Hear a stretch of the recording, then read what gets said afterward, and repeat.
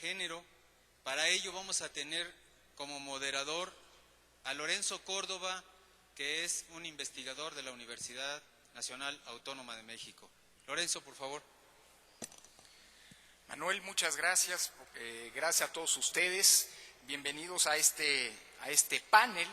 dedicado o que responde a la pregunta, busca responder la pregunta, ¿qué implica una democracia de ciudadanía para las mujeres? Nos acompañan, y me permitiré así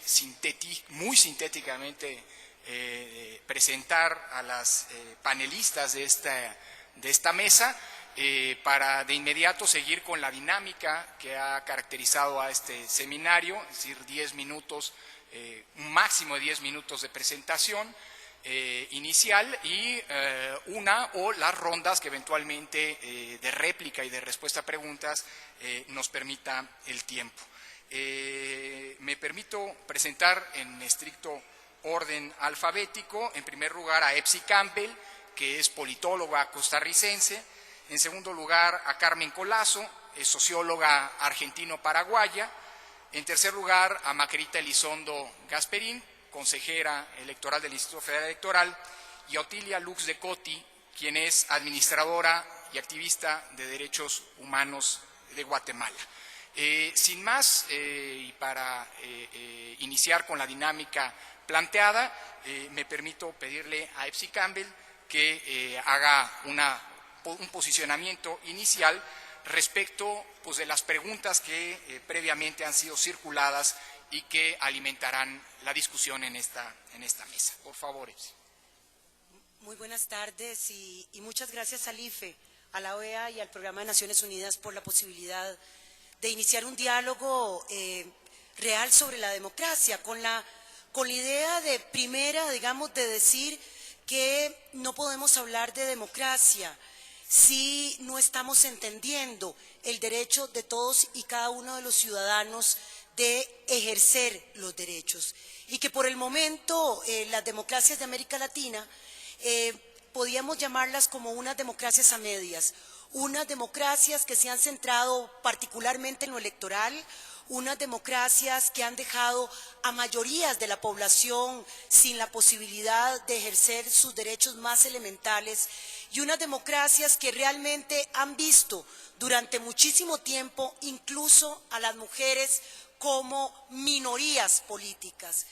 y eso es un problema estructural. Pero además quisiera decir que en la región, esta es una región en donde hay una impresionante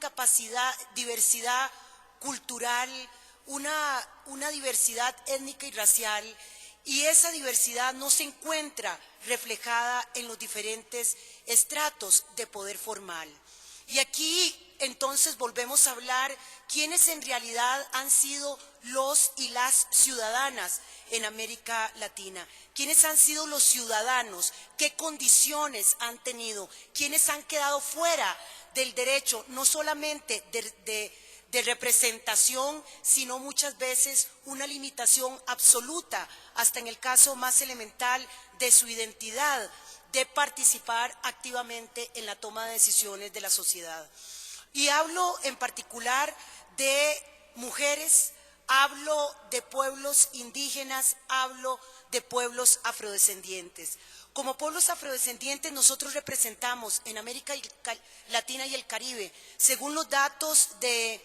los censos del año 2000, aproximadamente 150 millones de personas. Y este dato tenderá a crecer en la ronda de censos 2010. ¿Y qué significa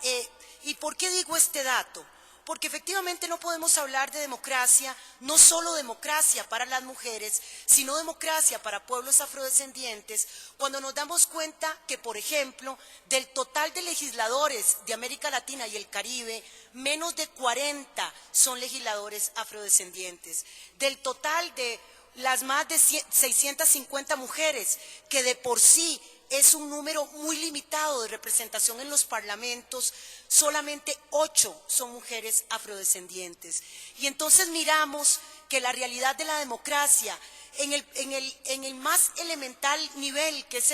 el de la democracia representativa, siquiera en América Latina hemos tenido la posibilidad de llegar allí. Porque hay quienes han planteado que tenemos que trascender de una democracia representativa a una democracia participativa, a una democracia de ciudadanía, a diversos tipos de democracia. Pero aún América Latina no tiene democracia representativa. Para tenerla, tendrían que estar participando en las diferentes estructuras de poder, los diferentes grupos humanos que son parte integral de la sociedad. Pero además son democracias que están perfectamente bien diseñadas a nivel de las constituciones, pero sin embargo los derechos no están garantizados más que en el papel. La lógica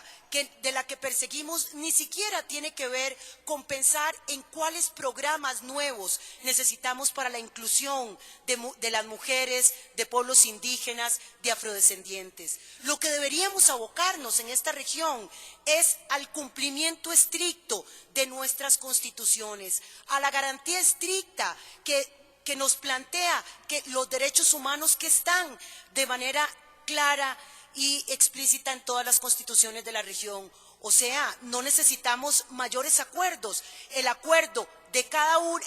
social de cada uno de los países nos garantizan formalmente ese derecho ciudadano que tenemos las mujeres y hombres. Pero la discriminación estructural, tanto la discriminación de género o el sexismo y la discriminación étnica y racial, han colocado y han construido unas sociedades en donde pareciera que hay ciudadanos de diferentes niveles, los ciudadanos de primer grado, los ciudadanos de segundo, de tercero, de cuarto y de quinto, ciudadanos algunos de los cuales están aspirando de manera permanente a reclamar los derechos más elementales, ciudadanos que aprovechan los diferentes espacios construidos y ciudadanas construidos internacionalmente para reclamar lo que el país a través de sus constituciones promete a todas las personas que viven allí, a reclamar y a través de los movimientos sociales a generar un nuevo debate de la democracia. Y es que no podemos analizar la democracia simplemente como analizar la situación de las mujeres por una parte y luego el análisis de la democracia como un todo por otra parte, como que si el tema de la mitad de la población fuese un tema particular, como si no fuera un tema esencial de la distribución del poder, del manejo de los recursos, de la representación, un tema estructural sobre la capacidad de los estados de representar a los ciudadanos y las ciudadanas, como un tema estructural relacionado con la posibilidad de tener estados que realmente cumplan a la ciudadanía. De modo que aquí lo que estamos planteando es ¿cuál democracia? ¿Cómo construir una democracia en donde todos y todas estemos incluidos? ¿Cómo construir una democracia que mire la cara de todos y cada uno, que les dé lugar de representación, pero fundamentalmente el lugar de la garantía de todos los derechos? ¿Cómo entender esos estados que, además de la distribución de la riqueza, tienen una distribución absolutamente desigual del poder y de las oportunidades? Estados que tienen metas para los pobres y metas para el total de la sociedad. Las metas para los pobres y las pobres tienen que ver con cumplimientos de objetivos del milenio en un momento determinado, pero sin embargo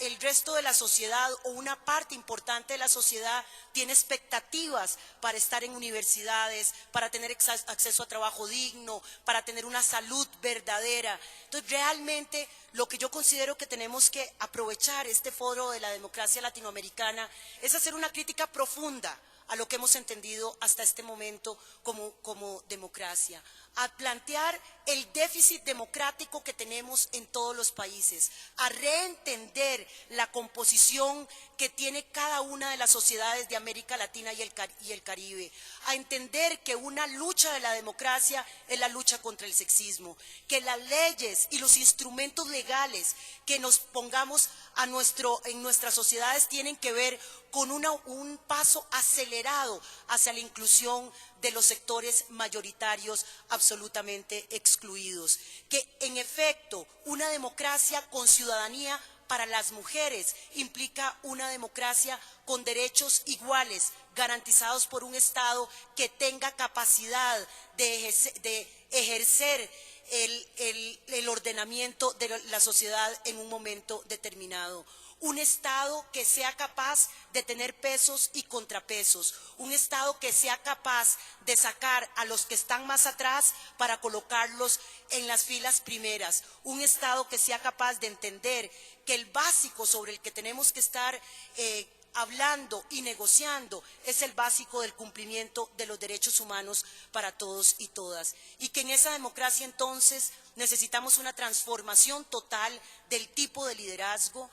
un liderazgo que realmente entienda que el poder es una herramienta para la distribución del bienestar y los recursos, que esa democracia implica un replanteamiento de la representación, una democracia que realmente nos permita dialogar sobre un proyecto país en el cual todos y todas estemos incluidas. Una democracia con caras de mujeres negras, una democracia con cara de mujeres indígenas, una democracia con caras de las personas del sector rural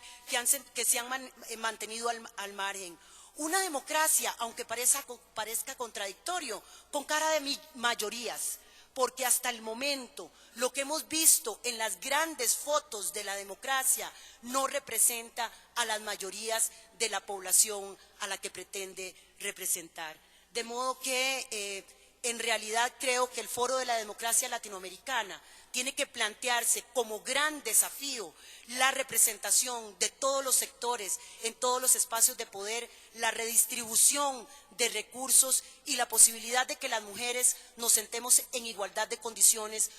con los hombres para decidir el futuro y el presente de nuestros países. Muchísimas gracias.